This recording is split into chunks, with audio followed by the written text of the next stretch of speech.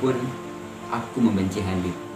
Dulu aku tak suka pada Habib karena informasi yang kudapatkan bahwa beliau sesungguhnya adalah preman.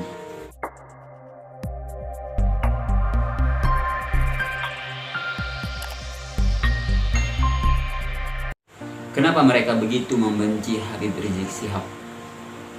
Aku tak tahu jawabannya. Tapi aku teringat, dulu pun aku membenci Habib. Dulu aku tak suka pada Habib karena informasi yang kudapatkan bahwa beliau sesungguhnya adalah preman berjubah agama.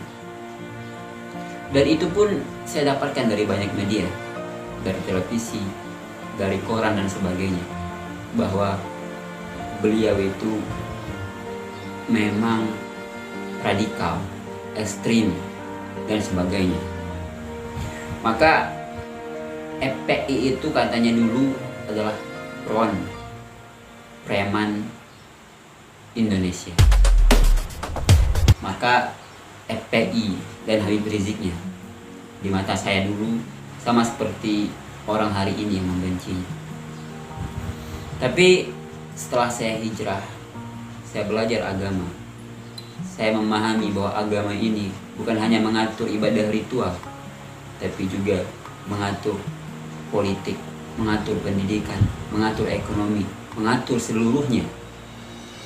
Barulah saya paham bahwa beliau sama dengan saya, sama-sama menginginkan kebaikan untuk negeri ini.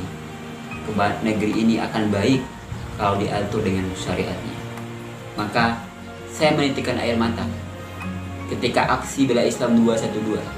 Beliau khutbah di hadapan 7 juta jamaah dan jutaan lainnya yang ada di rumah, hingga puluhan juta lainnya yang menyaksikan setelah acara itu. Di situ saya menitikkan air mata ketika beliau mengatakan dengan lantang di hadapan presiden dan wakilnya, di hadapan para menteri, bahwa ayat suci harus di atas ayat konstitusi. Maka saya semakin mengaguminya, bahwa saya semakin mencintainya.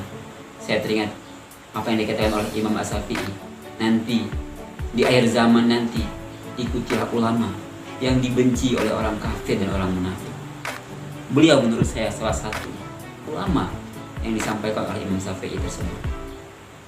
Ialah bagaimana hari ini beliau dengan berbagai cara, dengan berbagai fitnah, beliau tidak bisa kembali lagi ke tanah airnya sendiri.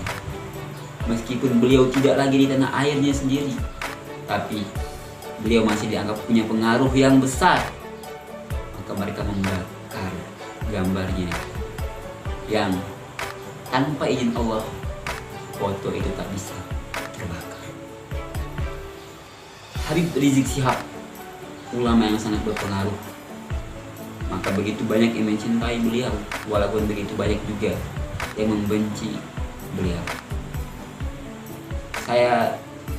Ilmu agama saya kurang, saya banyak maksiat, tapi saya mencintai para ulama, saya mencintai Rasulullah, saya mencintai keluarga-keluarganya, saya mencintai cucu-cucunya, saya mencintai Habibana Rizik Syihab. Saya mencintai engkau, ya Habib, karena Allah. Semoga engkau tetap istiqomah, tetap diberikan kesehatan, kekuatan, ketegaran, insya Allah, seperti yang selalu engkau katakan pada jamaahmu, pada kaum muslimin, bahwa kebatilan pasti akan kalah oleh hak, bahwa kemenangan pasti akan tertunaikan, karena itu sudah janji dari Allah Subhanahu wa Ta'ala.